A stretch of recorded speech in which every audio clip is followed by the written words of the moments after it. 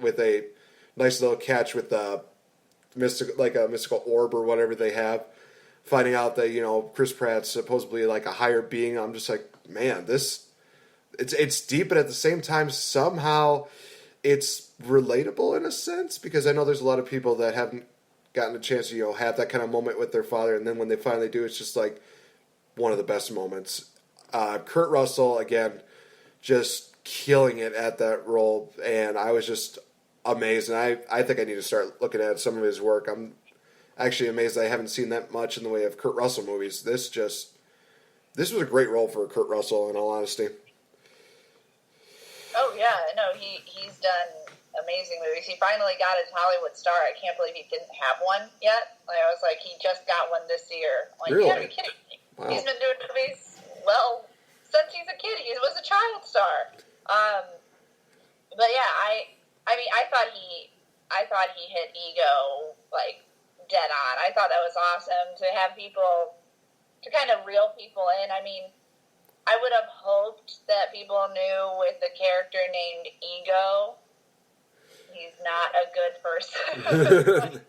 He's not a good guy, and kind of Michael Rooker's character kind of hinted at that. A lot of people hinted that Ego's not a good guy, and I kind of foresaw, I mean, kind of knowing the comics a little bit, I foresaw that he was going to be the bad guy, duh. But I kind of also foresaw, like, oh my gosh, no, this guy, he killed Chris Pratt's mom. I'm like, oh no, I bet he did. And then when he came out and he said that he planted the tumor in her head, I was like, oh, bastard, and everything. And that's what broke Chris Pratt. He was like, whoa, or Star-Lord. I'm calling him Chris Pratt. Star-Lord. What's it? Star-Lord or Peter Quill. Peter Quill, thank you, Peter. I'm like, what is it called? But yeah, I didn't see it until he started talking about like how much he loved her and how he couldn't live, like he couldn't rule the world with having her there because she was making him weak. Love made him weak, and it was a really cool moment and a really cool teaching moment. I do have to say, though, one negative about this movie for me was, I mean, you could take it a negative or a positive. I guess it's your own preference, but I didn't really care for the songs as much as I did in Volume 1. I thought the music in Volume 1 was a little more memorable, a little more catchy, but I understand what James Gunn was going for. He was like, everybody loves the music. This is all about the music. How about I write my story and then make sure that the songs that are in this time period this time will actually go with the story. It'll basically tell the story through the music. And they really kind of focus on that. Even I forget which song it was, but Kurt Russell and, Peter Quill's character, Ego and Peter, were listening to the same music together and like explaining. He's like, isn't this song the best? It's how everything is. It's how everything is. Like, oh yes, you love this, but you have to go back to the sea. They were basically talking about the lyrics of the song, and that was supposed to be kind of the hardcore, strong song. And for me, it's not one of my favorites. I'm like, I like the song, but it's not one of those that you're like singing to and all that. For me, I liked the music better, and I liked the fact that the music was just music. In the first one, it was just, it was just for enjoyment. And like, of course, they made a few jokes of a dance-off, but in this one, he tried to really incorporate the music within the actual script, and I think that didn't make the music as good because he was trying to really make the music go with the script. So he's like, okay, this song goes with it. We're going to choose this one versus this song is the most memorable out of this era. We should use this one, Yeah. I don't know. I think that some of the songs were pretty good. As far as, do they stand out as much as the first one? Yeah, I could agree with you there. It definitely did seem like they were just trying to incorporate a lot of the songs just so that it fits, like you said, certain scenes, the certain scenarios that were going on. I don't know. I can agree with that. Another family issue that you did touch base about was the deal between Gamora and Nebula, which honestly I think was like the biggest shock to me, because here these two sisters are, they're just basically battling against each other, trying to prove, who's better. And I always thought like Gamora was the victim here, but in reality it turned out to be Nebula who was the victim of this entire deal, because every single time she lost, she always had some part of her just modified or altered so that way she could be just as good as Gamora. And then the line that she says that really just pulled on my heartstrings, where they're, arguing, it's like, you tried to kill me, all I wanted was this, and Nebula said the line of, said, well, I wanted a sister. That kind of sunk in about, like, instantly, where I'm just like, wait, what? And she explained, and it was like, oh, wow, now I understand, and now I feel bad for all the times where it's just like, oh, she needs to go. It's just like, oh, now that I hear the story, it kind of makes sense, and I kind of feel like a dick. It was just one of those things where that was really well done. I was not expecting it to, escalate to that, but they played it off so well. Oh yeah, for sure. I really I loved Gamora and Nebula's little spits and spats that they had, because it really is how like sisters are. I mean, yeah, I have a sister. Me and her fight all the time, but in the end, it's like you're still sisters. We're still blood, and we still will have each other's back no matter what. And that's kind of, I think, what eventually happened with them is like, hey, all right, let's get over this. But I mean, Nebula, of course, was a little psycho about stuff. I mean, what she's doing, she has a revenge plot that will not stop. But I think it was nice to see that Gamora and her kind of got together and worked stuff out. And she really was kind of helping him out throughout the whole time. She saved Rocket's life. If it wasn't for her, he might have died. I'm going to say might have, just because who knows with Rocket. Right.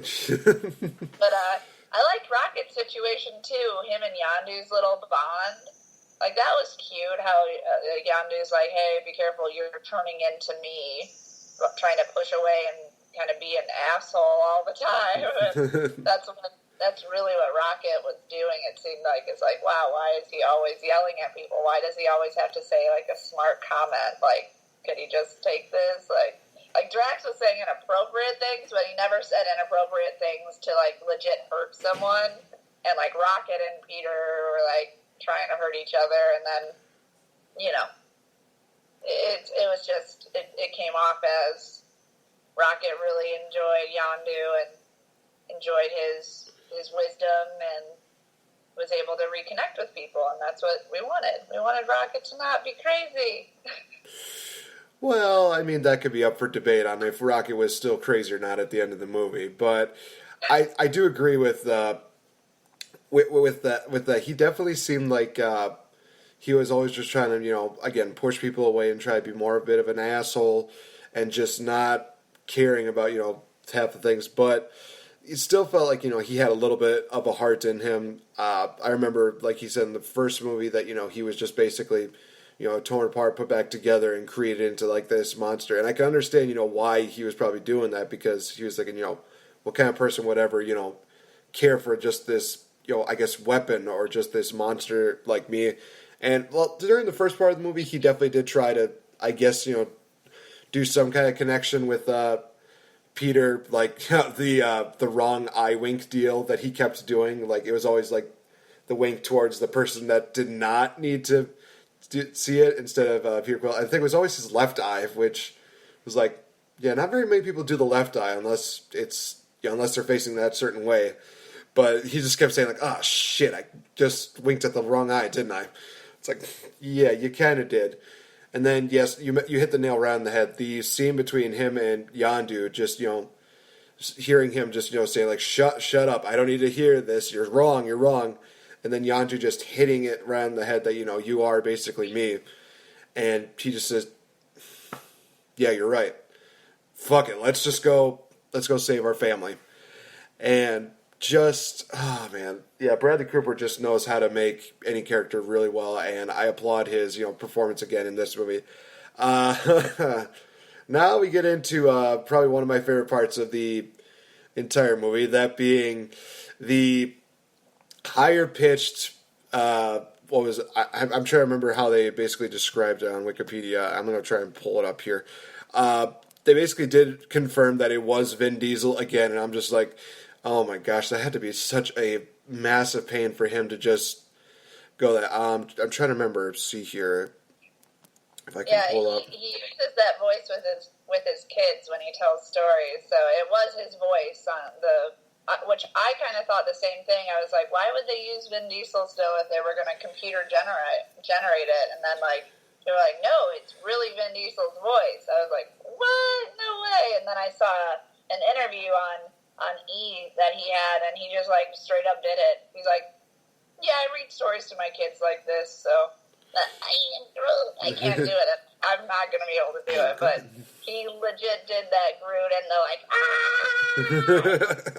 and stuff was really just him. It wasn't a computer generated voice. So to me, it made it a little more authentic. That it's like, oh, it's still the same voice actor, so his voice can go from this level all the way back to the really deep I am Groot.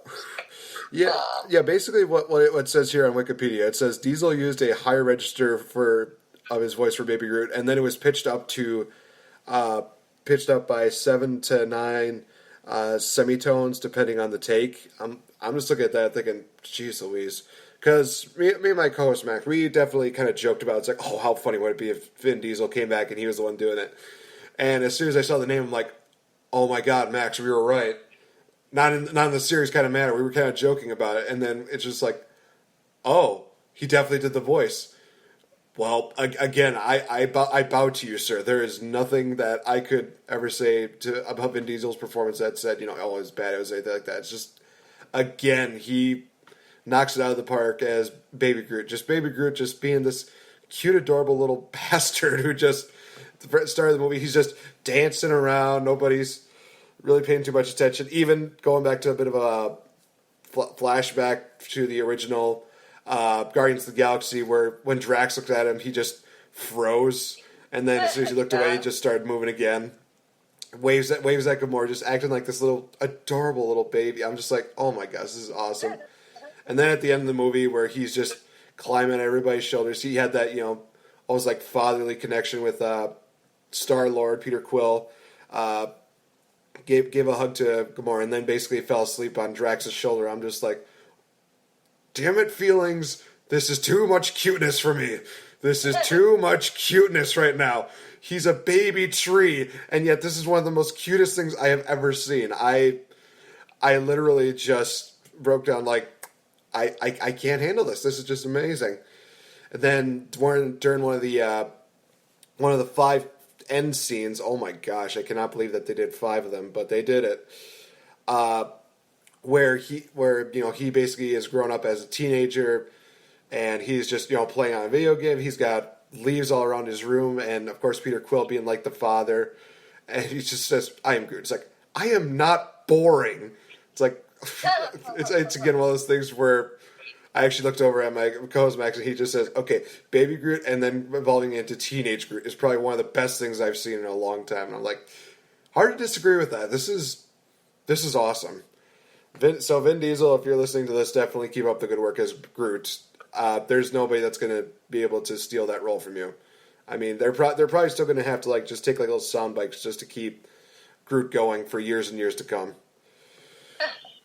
Oh yeah, he did an awesome job, and everybody was super stoked about Baby Groot. That was really one of their marketing. The best marketing they were doing was with Baby Groot being like, "Oh, look at Baby Groot dancing! Oh, look at Baby Groot doing this!" And everybody loved it. He just has these huge, giant eyes. I don't know if they were talking about him when she said this, but I thought this was kind of funny. Mantis was talking about some sort of cute thing, and she was like, "It's so cute I could die," and everything. And I was like, what? You just stole the line from the DreamWorks movie. The Despicable Me, one of my favorite parts of the disability